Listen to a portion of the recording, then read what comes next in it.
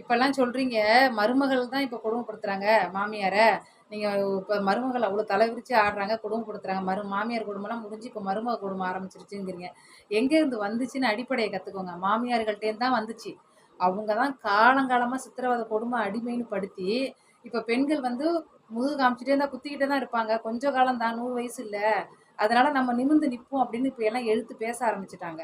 பெண்கள் கொஞ்சம் மாறியிருக்காங்க. இதையே உங்களால ஏத்துக்க முடியல. மருமக கொடுமை, மருமக கொடுமைன்னு இப்போ ஒரு 10, 20 வருஷமா தான் மாறியிருக்காங்க.